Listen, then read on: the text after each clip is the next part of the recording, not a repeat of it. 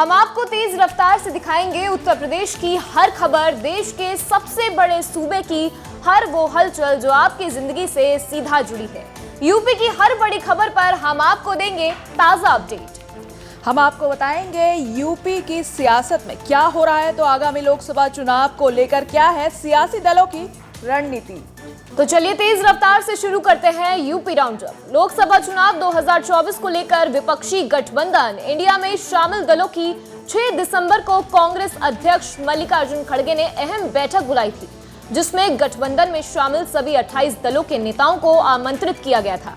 लेकिन इस बैठक में सपा अध्यक्ष अखिलेश यादव के शामिल होने पर सस्पेंस बना हुआ था। इससे पहले हुई इंडिया गठबंधन की तीनों बैठकों में अखिलेश यादव शामिल हुए थे, लेकिन हाल ही में कांग्रेस और सपा के बीच बयानबाजी तल्ख हो गई थी और राजस्थान मध्य प्रदेश में सीटों के बंटवारे को लेकर सपा कांग्रेस की अनबन खुलकर सामने आ गई थी। वहीं ममता, नीतीश, हेमंत सोरेन ने भी बैठक में शामिल होने में असमर्थता जताई थी, जिसके चलते इस बैठक का भविष्य में अधर में लटक गया और इंडिया गठबंधन के भविष्य पर भी सवाल उठने लगे हैं। लोकसभा चुनाव 2024 से पहले पीएम मोदी जल्द काशी के 2 दिवसीय दौरे पर रहेंगे। सेवापुरी विधानसभा क्षेत्र में पीएम मोदी की जनसभा प्रस्तावित है। पीएम मोदी 17 दिसंबर को अपने संसदीय क्षेत्र की जनता को करीब 1000 करोड़ रुपए की विकास परियोजनाओं की सौगात देंगे। पीएम मोदी अपने दौरे के दौरान भारत संकल्प यात्रा का फीडबैक भी लेंगे। सदन में शीतकालीन सत्र के दूसरे दिन की कार्यवाही के बीच पैसे लेकर सदन में सवाल पूछने के मामले में घिरी टीएमसी सांसद महुआ मोइत्रा के खिलाफ संसद की आचार समिति की रिपोर्ट सियासी गलियारों में चर्चा का विषय रही है।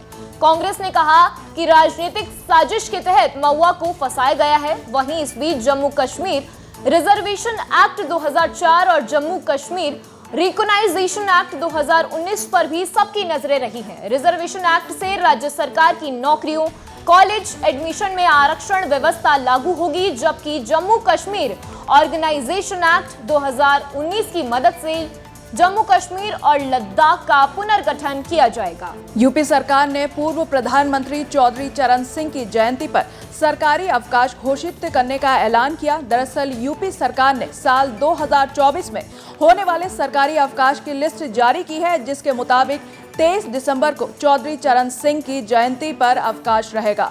इसे लोकसभा चुनाव 2024 से भी जोड़कर देखा जा रहा है, क्योंकि दिवंगत चौधरी चरण सिंह पश्चिम यूपी में एक गद्दावर नेता के तौर पर पहचान रखते हैं और उनके पोते जयंत चौधरी नेतृत्व वाली पार्टी आरएलडी, जो कि फिलहाल सपा के साथ है, पश्चिम यूपी के एक खास वोट बैंक पर पकड़ रखती है। उत्तर प्रदेश में गैर मान्यता प्राप्त मदरसों की फंडिंग की जांच के बाद अब राज्य सरकार स्थायी मान्यता प्राप्त मदरसों की भी जांच कराएगी।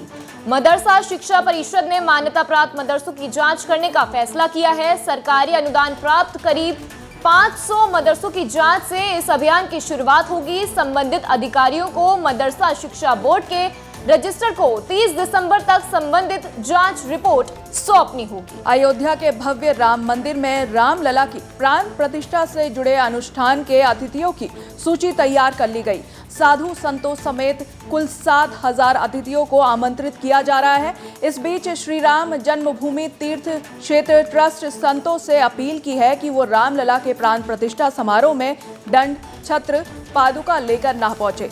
साथ ही आपको बता दें कि रामलला का सिंहासन लगभग तैयार हो गया।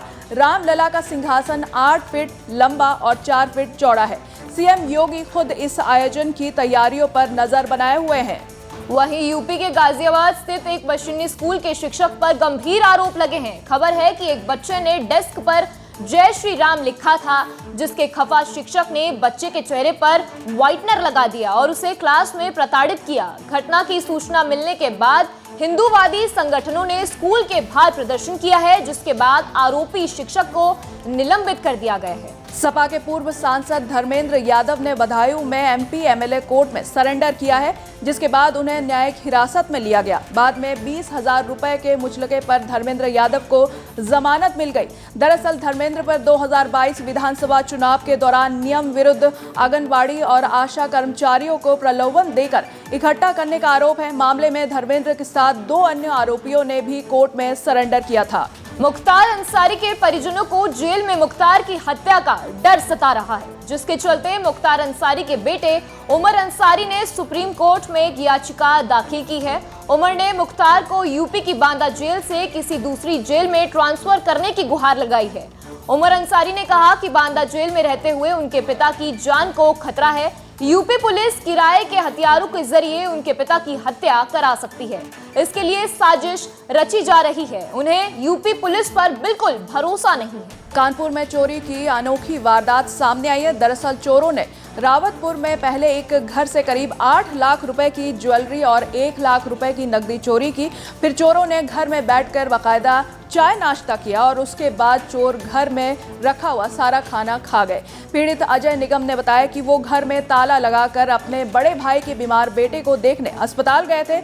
जब वो लौट कर आए तब तक चोर अपना काम करके 9-2-11 हो गए थे। पुलिस घटनाक्रम की फिलहाल जांच कर रही है।